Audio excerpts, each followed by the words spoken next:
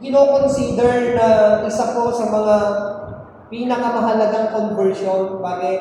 Kasi ang dami hong naligtas. Sa kapangyarihan ho ng Panginoon, ang dami hong naligtas sa buhay po ni Paul. Dati, isa po siyang persecutor, pero ginawa siya ng Diyos na isang apostol.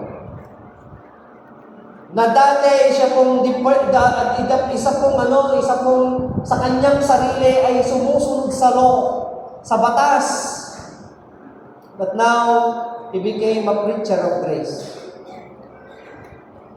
Dati, ang sabi niya, he called himself Hebrew of Hebrews, but became the voice of the Gentiles, unto the Gentiles.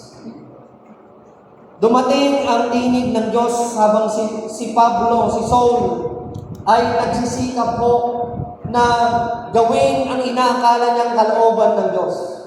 Nakala niya kasi na ang kalooban ng Diyos sa kanya i-wipe out itong mga kumikilala sa Panginoong Jesucristo. Ubusin talaga sila. At makikita po natin ang ginagawa ni Saul ay hindi tama. Pero para sa kanyang sarili, yung kanyang ginagawa, tama siya.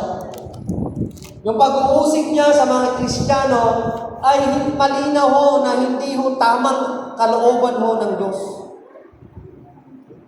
Ngunit patuloy po siya sa panahon po na yan, before po yan nangyari, patuloy siyang naniniwala na tama ang kanyang ginagawa, tama ang kanyang direksyon. Ngunit nabago po yan nung narinig niya mismo